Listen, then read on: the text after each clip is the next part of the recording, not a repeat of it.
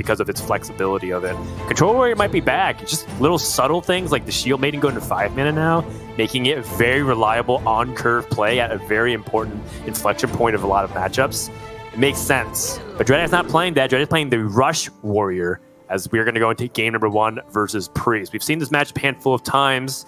DreadEye is a player who has shown a lot of versatility to his gameplay, whether it's slow combo decks, whether it's aggression and mid-range.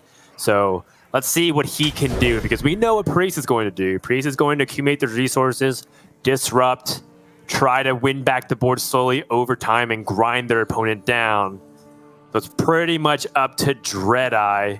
I'm not seeing anything particularly unique about his deck list either. We kind of glossed briefly over it.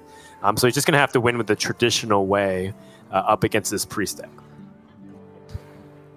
And one of the things I want to point out is, you kind of said a little bit about what I was going to say with DreadEye being super flexible. I feel like if we broke it down, he's played the most unique archetypes over the course of this season of Grandmasters than any other player.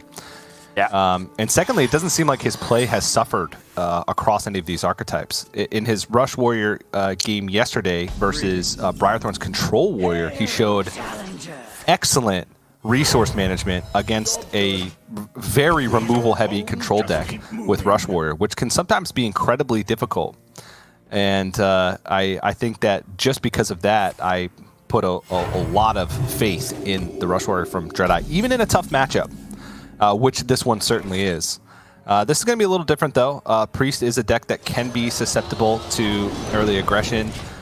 Fled does have ways to bounce back. Has Xyrella, also has Blademaster Apotheosis, even though that's going to be a little bit further away.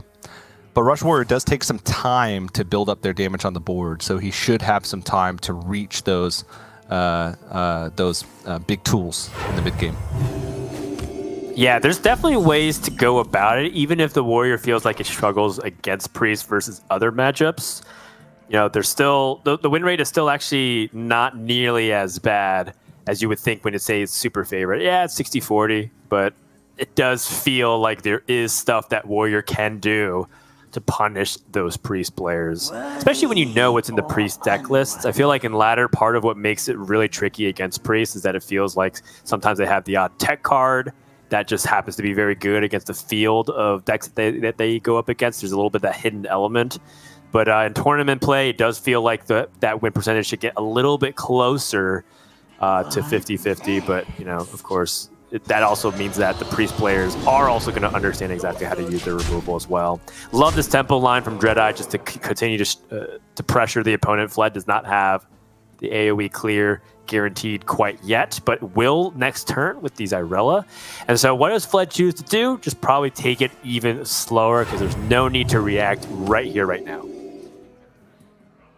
Yeah, just heal up. I mean, you mentioned the Xyrella next turn, Blademaster Apotheosis turns after that. He's perfectly fine with taking damage in this spot.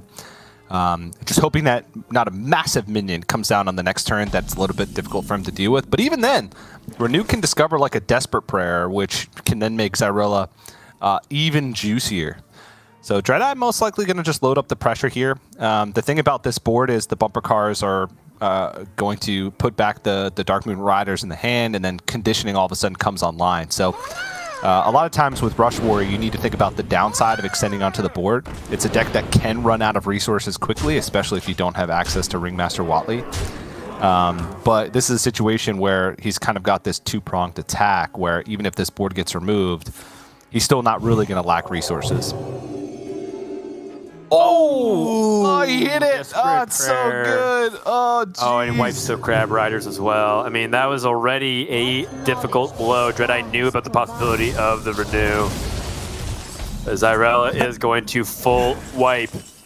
Oh, even Fled winced. Oh, man. That's funny.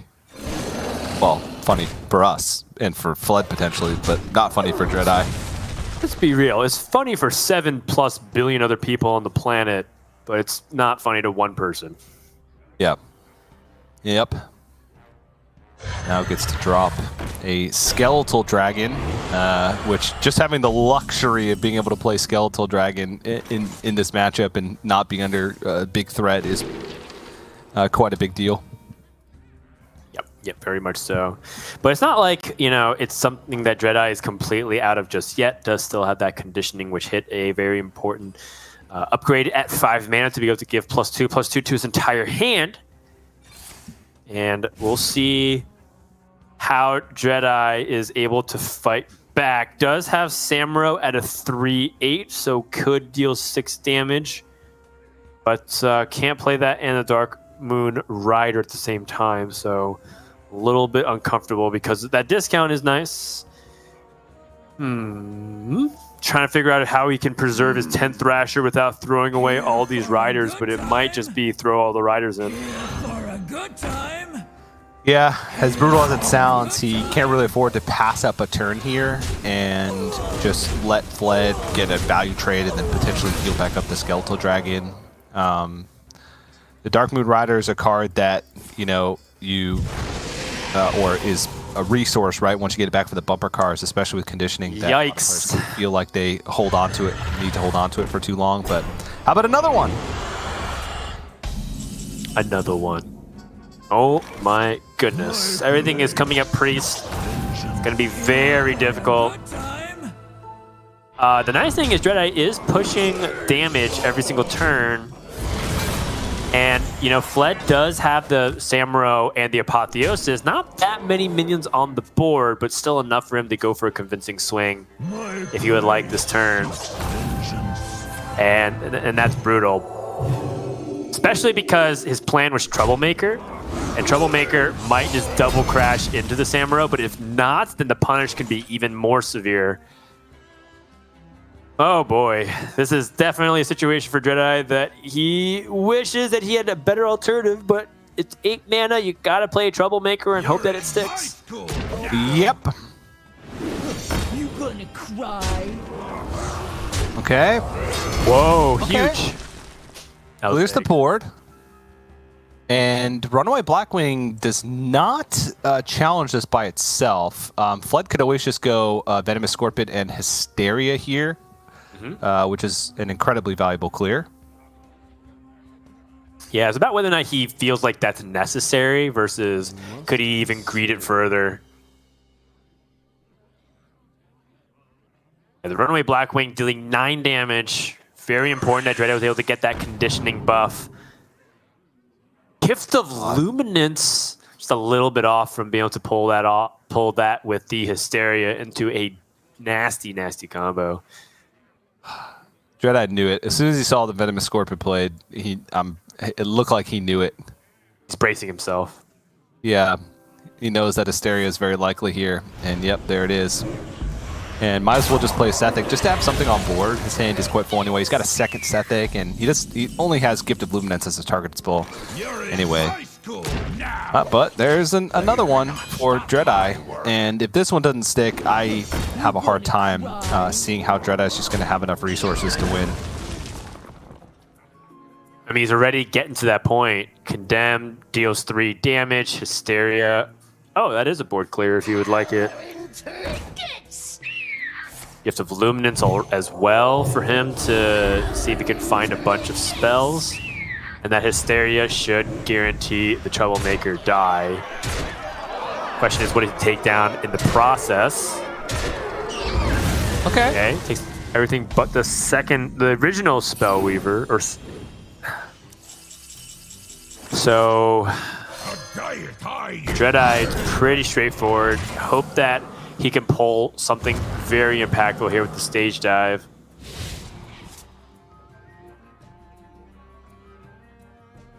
But with Condemn and the Holy Nova and the fact that Fled just has dragons that will stick, I mean, this is pretty much set in stone. I don't think that DreadEye is able to mount enough of a comeback.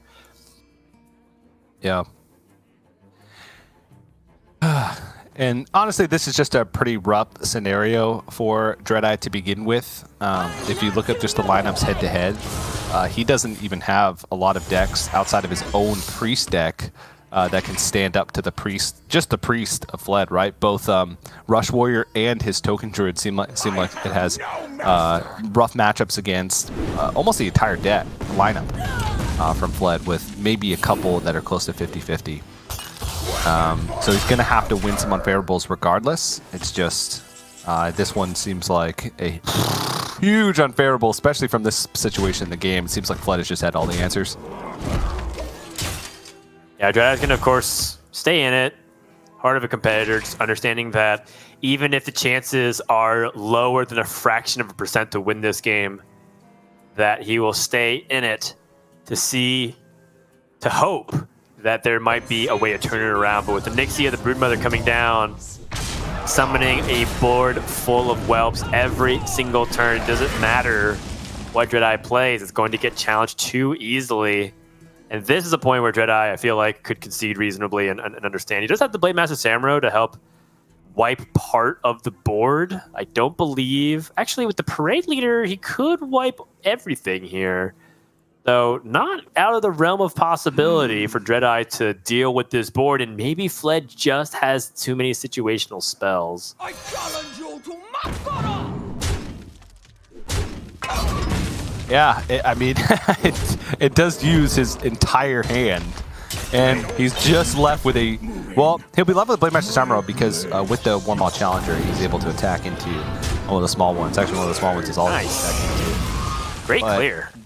Yeah, it was a great clear, but just feels like it's not nearly enough at this stage of the game. Yeah, one of those fun little Boomsday puzzle labs. Like, can you find a way to clear the board and, you know, set up the best possible board state for yourself to grab maximum tempo? You know, these small little puzzle situations, if anything, shows DreadEye still locked in. He's not just like, I'm just going to throw this in here. Oh, it didn't matter if I misplayed because I was going to lose anyways. Still trying to maximize his chances. But this is just complete and utter domination from the Priest side. Not really challenged. Basically, at full life, has the ability for additional board clears. DreadEye would have to draw exactly another big power bomb like his Alex draws in order to try and even a mountain offensive, and that's going to do it for game one. So Fled takes a very easy victory. This is the worst matchup for a Warrior on paper. So very nice game number one Q. The question does become, what does DreadEye want to do in response? He doesn't have the OTK Demon Hunter that did draw a ban, and rightfully so. That deck is just insanely powerful. So he has his Druid, and he has his own Priest left going into game number two. Yeah, and the Druid, I'm not particularly sure about the Druid matchup, to be honest, because Fled is not playing the Flesh Giants version of the deck. He is playing the more removal-heavy version. Obviously, you don't have Devouring Plague, but he's got Double Condemn, he's got Zyrella, Blademaster Samuro, Double Holy Smite, Sethix to challenge boards early on in the game. So Fled has the list that you want if you know your opponent is going to be having the Token Druid. And it honestly seems like DreadEye's best chance to take down the Priest is going to be his own Priest. But then it kind of gets to this weird situation where if he queues Priest and wins, then Warlock is going to stand in his way. And the Warlock has a fantastic matchup against Priest, as we've seen. So he's going to need, again, like I said at the beginning, to win an unfavorable matchup no matter which way you slice it in order to win this. And it was that the case from game one, which is not always how it works in Last Hero Standing. It's just that Fled's lineup seems like it matches up quite well against DreadEye. So we are going to get a Priest mirror match in this first game. Different decks, though, right? DreadEye's playing the Flesh Giant variation. Still has Sethix, but cuts a little bit of that removal. But honestly, it does seem like he can go toe-to-toe in value because he's not cutting the Sethix.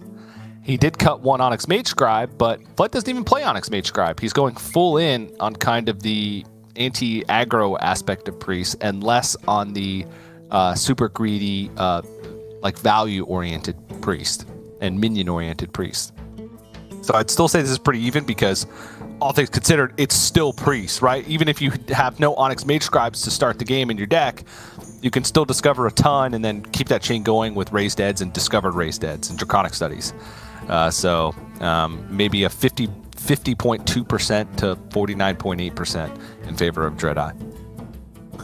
Yeah, so I think you summarized it really well. The Priest Mirror is the best chance here. DreadEye does have, that token druid, which isn't exactly great, and that token druid may have also warped things. Like that's why I felt like the need to ban Control Warrior, because Control Warrior like absolutely smashes that. Like one Rancor and like everything you've done is like completely useless. So it does make it does put DreadEye in a tough spot. I'm sure that he would have loved to find a way to get past this Priest, but there are different hurdles to clear even beyond this. So this could be the game that maybe just decides the series, right? In terms of who has that momentum. Like Fled up 2-0, it feels like there's no way DreadEye comes back. DreadEye wins and ties it up. Brand new series. That might be the turning point where DreadEye is able to come back and win this best of 5. So we shall see going into the game. I do feel like with these Priest Mirrors in particular too, right? They are long. That's something that everyone has acknowledged. But they are also so difficult to play, right? These kinds of windows that you try to identify, can you find opportunities to be aggressive in the matchup? Because if you do end up playing into the value war, it really does become whose resources, or rather who accumulates the best resources off some of these generation tools. And I know a lot of players don't like being put in that spot. That's why we see some players, going back to like last week where we saw Frozen play very aggressively in those kinds of matchups. I like it, right? Don't give your opponent a chance to be like, well, these are the cards that I drew from my deck and the things that I discovered. Instead, you want to take that initiative. And I'm going to look for that in this game. I'm going to look, is either player looking to see if they can be really aggressive, or will one player or both players feel like, I'm okay if I go really long into the late game. If I go the distance, my deck will be favored based off how my hand is panning out. That's what's on my mind. Yeah, and DreadEye does have the tools to be able to, play that kind of aggressive front. Just more minion heavy, right? More tempo heavy with the deck. But I honestly think that in Priest Mirrors, it's very difficult to take that route because a big Zyrella or Blade Master Samuro comes out and resets your progress. If your opponent was able to acquire more resources than you during that time, then you're back to square one, but with less stuff in hand. So it can be a little bit difficult. And a little fun fact on the screen: this is Fled's third quarterfinal this season. Now you think, oh wow, that's pretty impressive, but he is still struggling a little bit in points, even with the points that he's already earned this week from just making it to the top 8. He's still at 8, which puts him in a 3-way tie for 8th place, so right in the middle of the standings. He doesn't have an ability to get to first place, and the highest he could get even with a win this week is like a tie for 4th, I think, just because of the way the matchups work, with Rami and No Hands playing against each other and both of them being first and second respectively. They're guaranteed to get a little bit further ahead. So it's going to get close. If he loses here and Killing All Day makes a big run, Fled could, jump all the way down to like 12th or 13th in the standings, which is not safe from relegation. So despite a pretty consistent season overall for Fled, a lack of a big finish is hurting him right now. Yeah, sometimes as much as it's about being consistent week after week, you definitely want a little bit of that extra push to go beyond, right? Being average isn't what's being rewarded. It's about being above the average in Grandmasters, which is just, a little bit difficult to overcome, right? It's just everyone's trying to aim for that. Not everyone can win. It's just the nature of competition. But also for the first season, it's not bad, TJ. Let's go back to Rami's previous season where he entered Grandmasters. I mean, he barely survived, and it meant everything to stay in GM. Season 2, this guy's looking real good. He's challenging the top of the standings, and he's one of the hot newcomers to the scene who's really embraced that and has become one of my favorite players to watch. And, Fled's very emotive. I love his passion for the game. And it'll be great to see him be able to, stick around and show for hopefully years to come. You can't always say anything for sure, but I'd love to see more players like him enter the scene, especially since he's also willing to take risks on decks and lineups. It's really interesting to see LATAM really come into their own as not only, of course, putting their results together, but the more innovative region than the Americas, or rather than North America. And I think that's really fun to see. Yeah, it is. It's he's been a pleasure to watch, honestly, and the meta breaker aspect is something that I want to keep my eye on as we move forward. I like players that tend to take risks, and my favorite player to watch last season was Briarthorn for that exact reason. He's conformed a little bit more. He still has some Briarthorn techs in his deck, and he has been doing that well, so we don't get to see him as often. But it definitely brightens my day. But one thing that may not brighten my day, Dan, is pre-smears. But there is a lot of depth to them, right? It's about managing your resources. If one player's not able to get super far ahead, it is about planning for the late game. And maybe sometimes taking resources from your Discover effects that don't have a particular use now, but could as the game progresses. And I think this is a big choice as well, right? The tempo player in DreadEye's heart might think, ooh, Crimson Hothead, I can play that on 3 with the Draconic Studies discount. And that seems like a nice tempo play. But Runaway Blackwing is that big threat that can kill a thing and make a thing, which is what you want. You want to be, trying to get the better of the resource count. Yeah, I think back to the very beginning days of Hearthstone when a couple of players were really trying to push the envelope of what it meant to be ahead in resources. It's a little bit abstract in Hearthstone right now because, there's a lot of card generation, but a lot of the idea was whether or not you would be able to get more value out of the cards that you played versus your opponent. So, in this case, a card like the Runaway Blackwing, a card like Venomous Scorpion can go 2 for 1. So, like Venomous Scorpion can kill a minion and put a spell in your hand. With pre-smears, it kind of gets thrown out of the window because what does it truly mean to go 2 for 1? And when all of your cards do that effect or even greater, it's a little bit difficult to understand. That's what makes these mirrors so tricky, TJ, because there's so many different layers of variance and resource generation, right? Because in this case, he has raised that as a possibility. If his Scorpid dies, he gets an opportunity to raise dead the Venomous Scorpid and then find other spells in order to generate. And theoretically, there's like this infinite chain of him getting resources. So this kind of dynamic is what really makes Priest Mirrors particularly challenging as we start entering the phase of resource gathering at the moment. That's all it is, TJ. And if I were to make a comparison to StarCraft right now, we're seeing both players fast expand 3 times. And say, let me get my food supply to 200 before we start attacking. Yeah, except that's where it ends at 200, and then there's a fight that determines. Whereas Priest, it'd be the equivalent of it if the supply cap was like 1,600, right? Sure, yeah. The entire course of the game, up until the players have very little cards left in their deck, is acquiring resources. So it can be pretty insane. So we're both playing on big game hunters or fastest map possible, where you get infinite minerals and Vespene gas, and you get to accrue a ton of resources before moving out. That's kind of what it is. No I admit, rush I've been 15. actually. Yeah, that's right. No rush 45, TJ. Yeah, there you go. I think it's so small.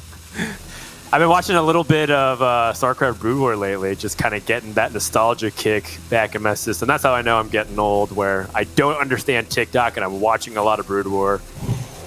And I've just been enjoying it a ton. It really brought back the old days for me. And I see so many similarities between moments in Hearthstone to StarCraft that it's actually kind of shocking, given that, I think myself and you have casted it throughout the years.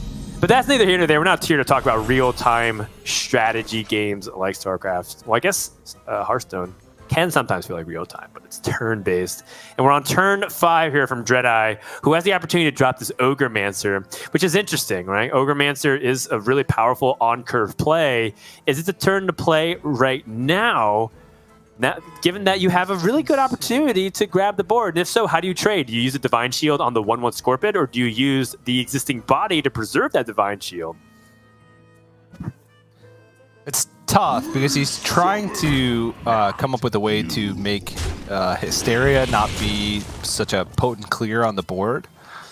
In this case, you know, if Hysteria was played on the 1-3, there's a potential that the Ogremancer could survive because a 2-2 would spawn and then it could attack Scorpid and 2-2 and then Scorpid and then leave the Ogremancer alone, or alternatively just attack the other Scorpid and die immediately, and DreadEye would be left with a lot of power on board. So I like the decision to just preserve.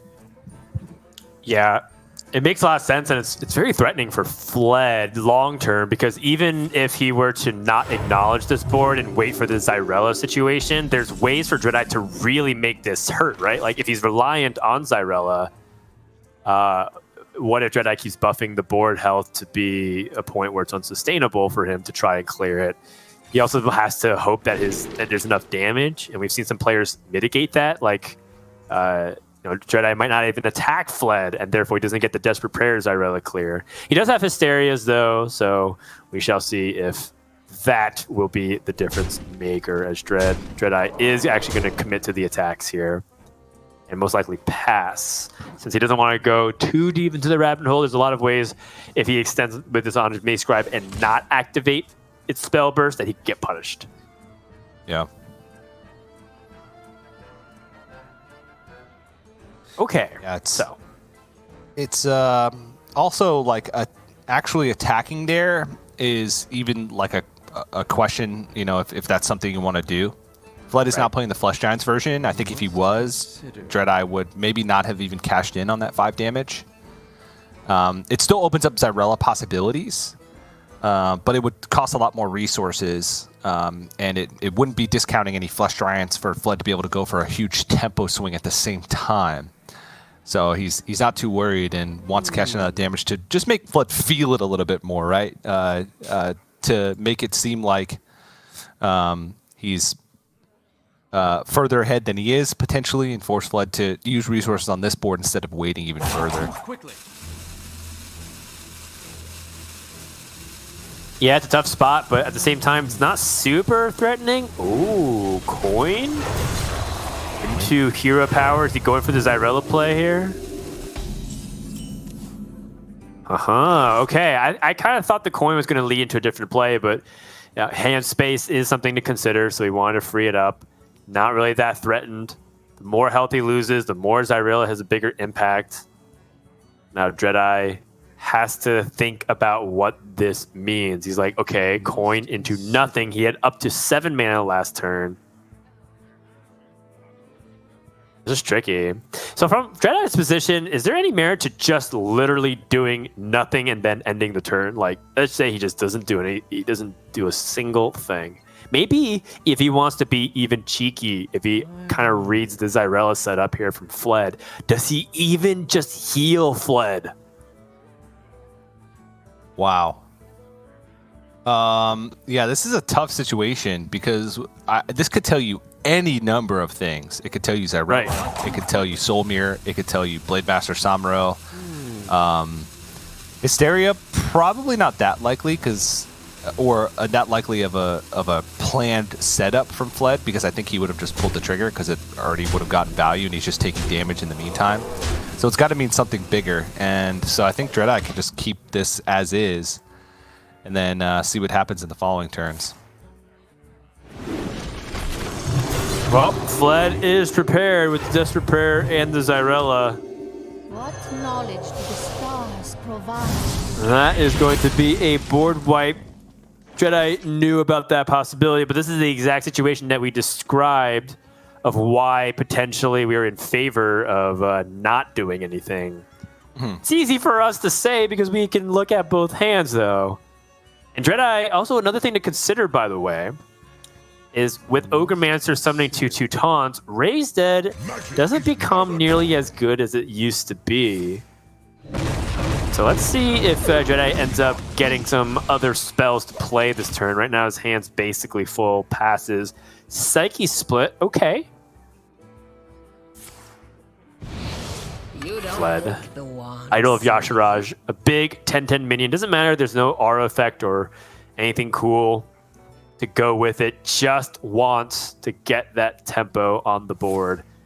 start making DreadEye use his resources. Part of it is drawing a type of resource from DreadEye, narrowing down the possibilities, and honing in. We talked about how a lot of times you can accrue resources as Priest, and then what you end up doing is taking the aggressive line to punish your opponent. A lot of it is trying to clear certain checkpoints. Okay, do they have, single target removal like Hysteria? Okay, have they used their big forms of AoE? If so, then I can try and be aggressive and force them to generate that on the spot, and if not, get a really big advantage. In this case, DreadEye does have some tools at his disposal, but what he lacks is just a straight-up single-target destroy a minion card. Where is he going to find it? You can find it from Renew, but sort of wasted. He could just leave that 10-10 on board, because he actually wants to take a little damage here because he's playing Flesh Giants in the deck, so he'd actually like if his health total went down so he could actually get those Flesh Giants cheaper, because right now they're just going to be taking up space in hand since he hasn't been able to do anything in terms of gaining health. Ooh, Here we see, go. on his Mage Scribe. Doesn't play him in the deck. Doesn't matter. He's going to discover him anyway and gets the full clip because he gets the Apotheosis inside. Wow. Oh, man. Another Zyrella, another board wipe. I mean, this kind of health restoration combos is something that DreadEye from back-to-back turns. Well, actually, there was a little bit of buffer between that. But for a couple of turns now in this game, DreadEye not really playing around that, or leaving himself open, rather, and getting punished by the exact card combination. And this kind of push is really costly, because we talked about how Fled is basically testing certain checkpoints. And there's an easy checkpoint. DreadEye has not shown that he can remove this 12-13 minion. And what started off exactly as TJ described, which is, I don't mind losing a little bit of life, now turned into a point where, hey, I mind a little bit about how this is trending right now, and I kind of want it to stop. Like, what if this game ends right here, dude? I don't think that's the case. There is that powered fortitude with the Blade Master Samurai and the Apotheosis. That immediately makes me feel like there's possibilities for DreadEye to go for this. Yeah. Is it a clear? It would go up to 6 attack. He would have to use the Holy Smite as well. But it would survive because it would be above 12 health. So he does have to clear. But again, it's a lot of resources used to get through pretty much just like 2 cards from Fled, right? Right. DreadEye does have 3 Raised Deads in hand, though. So he can get back a lot. But in amongst those Raised Deads are, as you mentioned, the 2/2s from Ogremancer, which Fled was just fine to give over, because it means that, he wasn't taking that much damage. He had Zyrella to clear. And he has to know that, right, that it clogs up the Raised Dead pool and gives DreadEye some duds. Yeah, but with each passing minion that dies, it increases the chance that DreadEye finds something high quality. Oh, there it is. 1 Risen Skeleton. To make matters a little bit worse, if that Risen Skeleton dies, it goes back into the pool. Okay, finds this Mage Scribe, finds the Scorpion. Full on channeling his inner Necromancer. Diablo 4 isn't out quite yet, but DreadEye clearly showing what class he might be favoring at this point. He is taking a look at what's in the Renew. And Shadow Form, a card that we have seen be pretty impactful in Priest matchups, just giving you a lot of the value that you're looking for. Heal is clearly not something that this class lacks whatsoever at this point. Yeah, and Shadow Form is a great way to just deal incremental damage, right? We watched a lot of Priest Mirrors during the couple Specialist weeks, and Shadow Form ended up being a premium tool in a lot of those matchups, just to clear boards without having to actually use a card. Because you're right, you have plenty of ways to heal and discover ways to heal.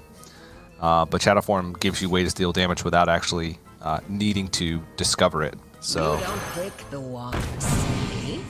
big fan of that choice. And you didn't want to take Insight, right? Because the way this game has been going, it does seem like it might go to Fatigue. And again, the board Fled builds something and kills something. That's just how this matchup works for quite some time. Totally, until the point where your opponent really can't do it. So overall, you gotta say that Fled right now is in control. DreadEye with 2 Risen Skeletons, still kind of clogging up the hand. Finds another opportunity for a Raise Dead, which I'm definitely down. Yeah, she's struggling from hand space at the moment, but does have multiple ways to dump spells with a Flash Heal. Okay. Well, with the fact that he is fighting a Shadow Word Death, gives him the ability to just remove this 10-11. And he is in a good spot for right now. But what does Fled draw? Finds Blade Master Samuro, can strike right back with what he was, what DreadEye was doing to him. The Fled's hand is looking a little bit bare. Does have some resource generation. Going to start off with the Venomous Scorpion. My blade seeks vengeance. So this is a nice little board clear again from Fled. And now DreadEye doesn't have the clearance to maybe just start things like the Ogremancer quite yet. That is what he would like to get to. Condemn will deal 3 damage. It leaves a 3/4 on the form of the Blade Master Samuro. Shadow form is 2 damage, just a little bit off. I wonder. Is there another line here that we can look at? He did draw the Sethric Veil Weaver if he wants to collect some cards, but he doesn't have any spells to play with it. His hand is actually surprisingly not that great. He could go for a Zyrella clear as well here. Yeah. I mean, he actually also does have reason to get cards out of his hand because he does have the Onyx Mage Scribe. But doesn't want too many, so that's exactly 7. So he's going to play Risen Skeleton as well. He's used Raised Heads in his deck, so it's not that bad right now, and he just wants something additional on board, it feels like. I think so. That makes sense. And you know, if this is all you got, then that's what you got to play. I mean, Priest Mirrors, you never know. Having a little minion stick on the board could be a difference maker of whether or not you get the exact clear without having to extend more resources. Rally. So what minions have died? We know Wandmaker has died. We know the Scorpion has died. Yep. Oh, hits Sethic. Oh, that's the best one because he had Wandmakers die. You're right. So this could have been just Scorpion plus Wandmaker, in which case he wouldn't be able to go off with this type of chain. Power Fortitude is exactly 2. Power Feast as well. Okay, now he gets the 2 spells as well from the Sethic, so now Power Fortitude is 3. I mean, this is starting to get a little bit out of control. There's not a lot of stuff for DreadEye to be able to clear that he's already used Zyrella.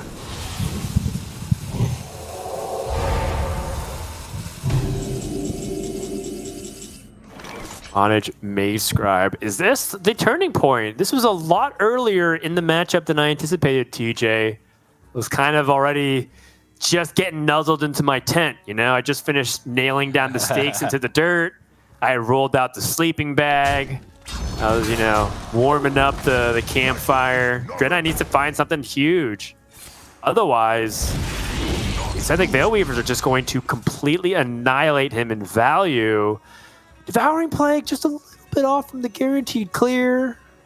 But it does kill off one of these Sethric Veil Weavers at least. Yeah. Very close. And Apotheosis' Devouring Plague, I mean, it's not the worst, but again, right now he just needs value. He does have a Sethic in hand, so it could go like Sethic Apotheosis. He always has Onyx Mage Scribe since he's quite healthy at the moment as well. Right. I mean, so the initiation is something that I was thinking about, but what does he want to start with? Palm reading to look at the possible spells that he could collect.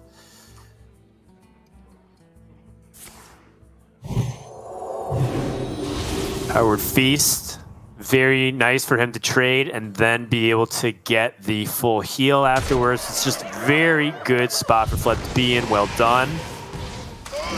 Get one more spell. It's an Onyx Mage Scribe.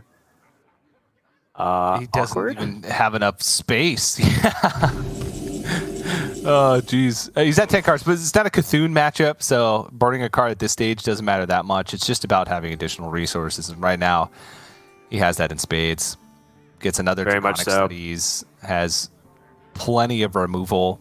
If Onyx Mage Scribe does live, then he's got the ability to kind of curate that to his benefit. Yeah, you have to go digging again if you're a DreadEye. In his spot right now, it's just looking quite bleak. We talked about how you can find ways to remove the board, but it's just slightly inefficient every time. And that's when you start to fall behind. If Hunter versus Hunter is a 100-meter sprint, I mean, Priest versus Priest is the longest possible running event that you can have right now, currently in metagame. And right now, it feels like Fled is on the verge of taking a full lap over DreadEye. There's just so much there's so much difficulty in dealing with the board and getting back. I mean, he's struggling to even stay even, let alone get ahead at this point. Yeah. And Fled's issue at the moment is he's got too much stuff. He's got too many cards in it. He can't make room for all the value that he has. Which is a good problem to have. It is. It does feel like one of these things where, because you got a sudden surge of resources, that it does feel kind of bad that you're like wasting them, because you won't always have a hand in this matchup that feels like it can do this. Unless, of course, you get insanely lucky and you just keep getting cards that generate other cards, right? Your Raised Dead finds the Onyx Mage Scribes, which generate another Raised Dead and renew into Draconic Studies into another Mage Scribe. Like, that kind of loop is how you can ultimately stay, the air quote infinite. But that's not necessarily going to happen all the time. And so I think, I can relate to many Priest players from that position where they feel like, all my cards and resources are coming into my hand a little bit too quickly, and I need to smooth out the process a little bit more. So it's one of those awkward things for Fled. I'm sure that he's feeling stressed, even though he's very much big chilling. Share your thoughts with the class. Okay. Mindrender so Lucia. He didn't play the free Flesh Giant first. Maybe hoping for Hysteria and didn't want the Flesh Giant to be on board for Hysteria, thinking that Fled hadn't healed that much, but he actually has, is the Flesh Giant's 2. So he gave him reload on the other side, try and get Hysteria, and I don't think this... Or he was hoping that he could Mind Render back at the end of the turn, because a lot of times at this stage in the game, the other priest is also holding Mind Render. And so you can Mind Render, steal all their resources, then use their Mind Render at the end of the turn to switch the decks back so they don't get to steal your resources as well. And then he would have been able to play his free Flesh Giant after removing the board. So maybe that was his idea. Obviously, we saw that there was no Mind Render in Fled's hand, so he can't do the switch back. Oh, man. And DreadEye was kind of hoping to dump better resources and figure this out, but seems like Fled is still in the driver's seat and now can do a pretty decent job dumping some of these important resources. I'm not thinking about the Flesh Giant nearly as much as getting things like Onyx Mage Scribe and something like Veil Weaver out of Fled's hand. Oh, he's actually going the opposite direction. That makes a lot of sense, too. If there's no spells in the hand, how do you activate Spellweaver in the Mage Scribe? Yeah, that's a good point. And he'll have to play a spell off the top, and even then, he doesn't have any way to remove this board. So DreadEye just needs a cheap playable spell off the top, and that's not it. And he has 3 things that benefit from spells. That was a smart play overall, I think, from... Yeah, very intelligent. And look at this draw from DreadEye, the second Veil Weaver. That's not what DreadEye wants to see. And now Fled has a full board that he can continue to push Powered Feast pickup to help improve the quality of his board. And he even has Shadow Form, which pushes the issue just a little bit quicker. DreadEye's on his last turn. This is not exactly how I thought the Priest Mirror would go, but we talked about how you can just accrue those advantages, and he's just too far ahead now. And DreadEye doesn't even have a way to heal. He's down to 2 life. Nope. Shadow Form's going to end it. Is this a 2-0 for Fled? It might be. Yeah, he has to go Sethic just to have the mana available to play things. He needs like renews, like to chain renews Hysteria.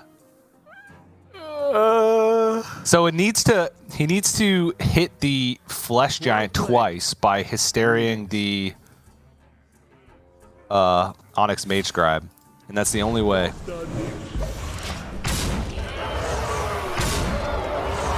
Oh! And he's still dead, actually, because the Shadow Form deals the extra 2 damage. So, he got the good outcome, right? But that's where the Shadow Form comes in clutch. Totally. And we talked about how Shadow Form might be just a little bit too much pressure. So, well done by Fled, up 2-0. We talked a little bit about, what life would look like after that Priest Mirror. And now it is down to DreadEye's Token Druid deck to go up against Priest. It's going to be a tough matchup to start. Does end up having, the Warlock and the Hunter go up against as well. But this is a situation we might just see a Control Priest sweep, TJ. Yeah, I mean, there's a chance that he could miss removal on some of the waves, right? Token Druid can have like massive waves of pressure over and over again. But it just feels like it's not enough a lot of the time. The good thing about Last Hero Standing is it's not just 3 tries with the Priest, right? If you get that great opening hand as a Druid and you defeat the Priest, then it's out of contention. So definitely some possibilities here, but having to reverse sweep with Token Druid, which is a deck that can beat itself a lot of the time, is not something that I would want to be in the position of. Yeah, certainly not. And you look at some of the Token Druid matchup data, it doesn't really do well against Priest no matter how you slice it. So this is going to be a tough spot for DreadEye. Taking a look at his deck list, he does have that 1 copy of Pride's Fury and that 1 copy of Guidance. Usually you see Druids to be a little bit of those cards, whether or not they want 2 of everything, or they just want to add a little bit extra resource generation on the lower end. So DreadEye doesn't have anything particularly unique that makes it stronger versus Priest. And then meanwhile, on Fled's side, we already know that he's playing cards like his double Ogremancer, which is going to be very problematic for Token Druid, given that the vast majority of their cards, except for 2, are all spells. So if he's not able to even get a ton of things going, there's ways for Fled to really punish this Token Druid deck. Absolutely, yeah. But Token Druid is also one of those decks that, APAC has showed us, right? It can just beat anything all the time. You get a Gibberling start and have some follow-up, you're going to beat everything all the time. That's how it works. But that's not always the case. So a lot of it comes down to that opening hand and whether or not you can find the resources before the Priest is able to assemble that removal. Yep. Yes, and the important thing is that Token Druid still has some of the best turn 1, turn 2 possibilities in the game. You're looking at Lightning Bloom and Innervate being in the same deck with cards like Fungal Fortunes to draw you a bunch of resources. I mean, we've seen turn 1 and turn 2 with Druid that put out 8 to 12 power even, and then they just kill you in 2 to 3 turns because you just don't have enough to deal with it. It does require kind of, a miraculous series of early game draws, including your mulligans, but it's not out of their own possibility. Druid is one of the decks that feels like the closest I win on turn 1 decks that's currently in the metagame. So there is always that possibility for DreadEye. And, that's where ultimately those matchup percentages come from. Sometimes the Druid's able to just sneak a win way before your opponent's able to draw their 4th card. Yeah, it's a weird deck because it seems like a lot of the matches are one-sided. Where, if you win, you're winning big. But if you lose, a lot of times it just feels like you didn't get much going. Or, your opponent had the perfect answer, right? And this is one of those hands that can get it done. I see a Gibberling. I see a Nature Studies. The question is, like, what type of follow-up are you looking for? Arbor Up is fantastic. I might even consider keeping it in this instance. Just because you want to try and get your Gibberlings out of range of the potential removal breakpoints, which will likely be on 5, playing around the 2 damage condemn. Some things obviously you can't play around, like if they have multiple pieces of removal, or somehow manage to find a way to get cheap Blade Master Samuro from like a Discovered Insight or things like that. But it's a tough keep. I would try and be optimistic and keep the 3 cards on the left and throw away one of the Gibberlings. Or this works too, yeah. Okay, and DreadEye agrees. It's Fungal Fortunes as well. With this start, wow.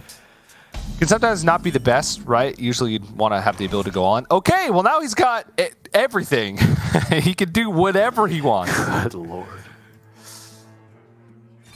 He has everything, but he doesn't have the most important component quite yet. The only thing he's really missing is the mana to play everything.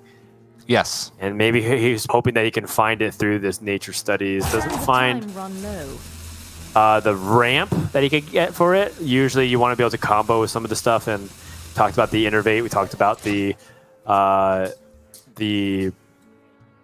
Lightning Bloom that can help you get things going. But now you can play Fungal Fortunes on 2, and everything will be nice and easy. Okay. I mean, I'm starting to see how things can come together, TJ. Yep. He's looking for a Lightning Bloom here. That'd be the best draw. Innervate works as well, because he could coin Innervate and Glowfly Swarm next turn. The only issue is, like, he doesn't have follow-up on that board. He does have Soul of the Forest, actually, so he does have follow-up. So there is actually benefit to going coin Innervate next turn. Here we go. No AoE clear available in Fled's hand just yet. Does have ways to find it, but this is going to be tricky. DreadEye starting up with Gibberling. Maybe as a way to soft test the AoE first. Glorious. These are the turns that I think are really difficult about Token Druid. The thing about Token Druid that people don't understand is that you have like 1 or 2 really freaking hard turns in the game, and they almost determine the entire outcome of it. So if you choose wrong, you could lose on the spot. If you choose right, you have a really good chance of winning, but that just means that the game continues, right? If Priest draws a removal. But there's a lot of easy ways to mess up with this deck, it feels like. Yeah. It looks like DreadEye... never mind. I don't know. I thought he was going to be setting up for Arbor Up and leave himself with enough mana to play Arbor Up next turn, but it looks like he does just want to get on the board now and get Soul of the Forest minions. But the problem is his follow-up from this, right? Usually the turn you want to play Soul of the Forest is the turn before you're about to pop off with buffs, because it means that you're guaranteed to have a board. But now, Fled could just, if he had like 2 pieces of removal and couldn't remove this board in its entirety, could just remove it this set, and then DreadEye would have no follow-up, and then remove it again the following turn. Woo. Condemn. Yeah, like this. Now DreadEye has no follow-up to be able to buff this board, so he can't capitalize on it.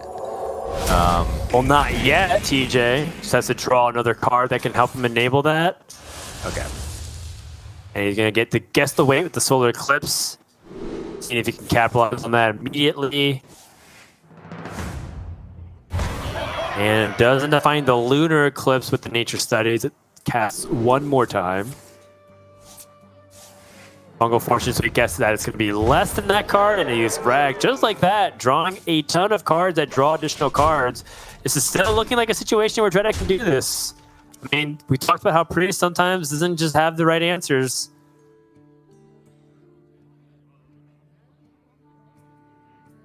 And an Arbor Up here would be kind of devastating here for Flood to deal with because he doesn't have the Zyrella.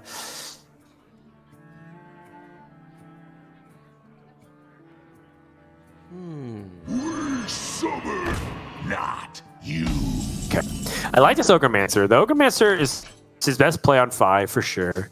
And also the fact that, his opponent still has to acknowledge it. So even if he does Arbor up, it'll take 2 hits from these Treants to kill, and there's still a board that he can deal with the Desperate Predator and Zyrella.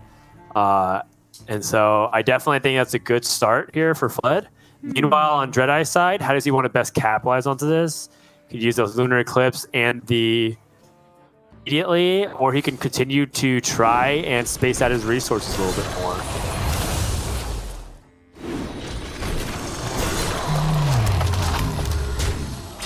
Yeah, and he's gonna go for the Arbor, which does take it out. It is some resource use, but again, the thing for DreadEye is he needs to have a way to build a board every single turn. He passed like checkpoint 1, which was the turn where he didn't have a follow-up, and his follow-up was draw. He got the draw, still held on to a board, and was still able to find things. Ooh, another Condemn. I wonder if Fled wants to.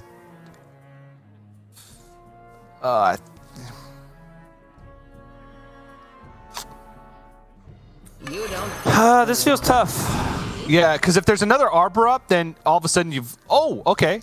I actually. Wow. Yeah, he can't just go. Yeah. Yeah, there you go. Full board clear, except for one last minion, and now DreadEye can just continue to reload, though. Like, that's part of the problem. He's just kind of temporarily solving the issue. Part of it is that Druid drew a ton of cards and is keeping the gas up. Look at that. Soul of the Forest, TJ. I mean, DreadEye's doing it. Yeah, my only qualms with the last turn from Fled is I think he could have gotten away with just double Holy Smite instead of Holy Smite Condemn. He would have left 2 minutes on the board as a... Did he hit Condemn? Holy Nova! Holy Nova! No way! Wow. But he is barely scraping by, and DreadEye is not out of stuff yet. He does have another Glowfly Swarm here. Can't play the Soul of the Forest on it at the same time, but can just keep drawing with Fungal Fortunes, and then he has the follow-up. But he has a lot of supporting cards left. Not a lot of ways to actually develop a board, right? He's got Lightning Blooms. He has an Innervate. He still has some Eclipses left. This is his second Glowfly Swarm. He has 1 Gibberling and 1 Arbor up left, and then Thorngrowth Sentries. But apart from that, he doesn't have much. So Fled got to go digging again. Okay, Holy Smite, still a chance to hit Condemn or another targeted spell. Rally? He hasn't. He has played a Scorpid, right? He has. Sleepy Dragon. That's funny. Right wing. I mean, we're at that stage where he has to hope that this is a minion that can give him exactly what he wants. Yeah, and he is very much in trouble. Is he dead? He's dead. Yeah, there's 10 damage on board. Eclipse, Each of the Arbor ups, there's 2 because he can Solar Eclipse it, is another 10. So it's 30. Even if he Desperate Prayers, he's dead. Yes, so he's going to try to stay alive, but Token Druid does Token Druid thing. More importantly, the speed of which Token Druid does it without Priest having the definitive response, and also DreadEye, spaces resources out enough to recognize that he had opportunities to reload, even if Fled was able to deal with his board on a multitude of occasions. And that's going to be Game 3 over the DreadEye, showing some life. I mean, it's the start. It's funny because, maybe in his mind, had he chosen the Token Druid and knew it would have gone this way, he would obviously love to have done that instead of lose the Priest. But we still have a little bit of Hearthstone to play, TJ. The Warlock and the Hunter remain for Fled. Yeah, but Fled might have to be a little worried at this point, considering that Hunter versus Token Druid is not a great matchup.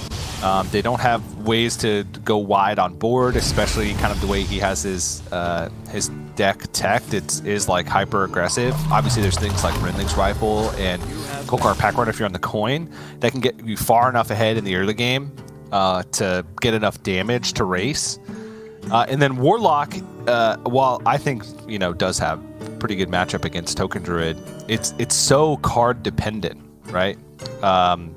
I think if you're ever going to build a control Warlock that has Token Druid in mind or aggressive decks in mind, period, Fled's is the version, right? Because usually you're all in on those school spirits because a lot of the rest of your deck is like this greedy stuff. A lot of players are playing Yashiraj and Strongmen to try and make sure that their Warlock can target Priest because they're leaving that up as part of their strategy. But Fled has brought like Death's Head Cultists, School Spirits, Gold Road Grunts, Double Ogremancer. Like as long as he hits like early game minions or School Spirits, then like he can land mid game minions and be fine. But it's so dependent on finding those early removal tools because like Drain Souls and Soul Shears, it ain't getting there versus Token Druid. Maybe it can buy you some time, but they're going to build an unkillable board at some point if you don't keep the early board state under control. And of course, as we said before the previous game, there's always a chance that Token Druid can just beat itself if they draw too many of their support cards and none of their actual builded board cards, like Gibberling, Arbor Up, Glowfly Swarm, then they will die. Flood's going to actually throw out Face Hunter first, though. This is the worst of the two matchups. And he's not on coin, which I think is even worse. Because he wants to be able to have Kokar Pack Runner to get things going. And... Get me out! Buying almost all of his expensive cards, just missing his 5-drops. Yeah. I mean, I agree with this concept. Like, you know, wants to make sure that if he doesn't want to feel like his last option, the Hunter, is like his worst one.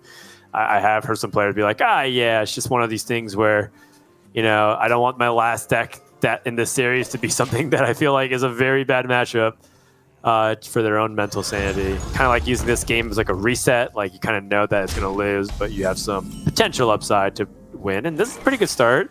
They ingested Trepiat with the Felmaw, and now as a result has early game board dominance. Maybe another thing off the top of the deck. Durable Infestation, maybe? Did you trampling Rhino? Oh, no! Oh, it's horrible.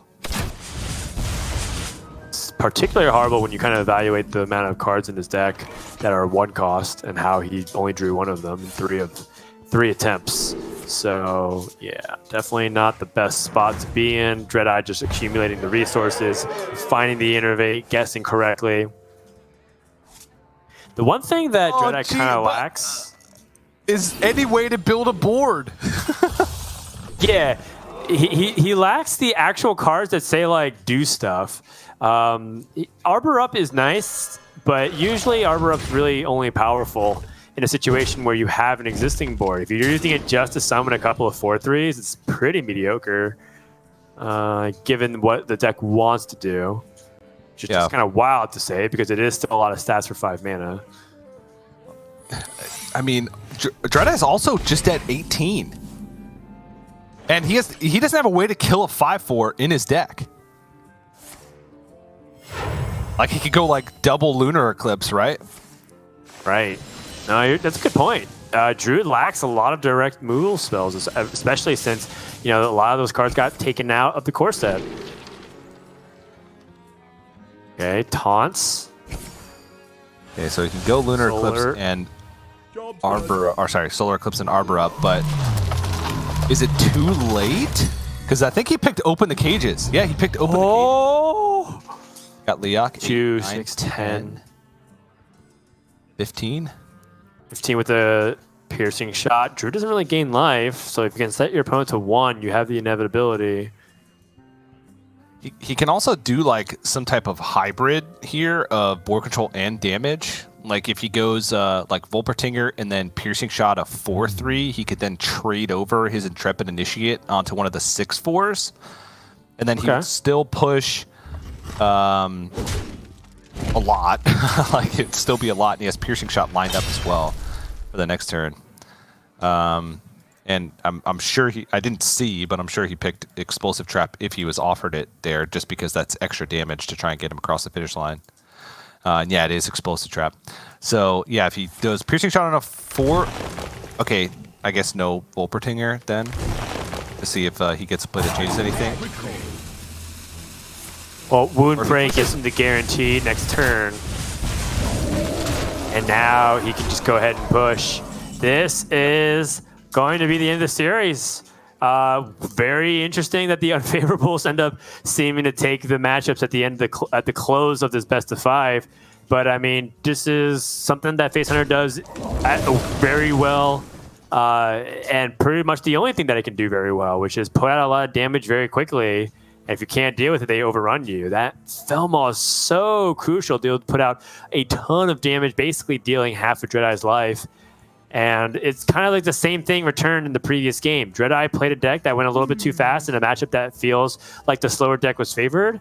And now, in the same vein, DreadEye getting that same kind of treatment. I'm not really seeing any possible way for him to win here, especially if he doesn't have a card like Guidance to maybe find a way to stay alive. Yeah.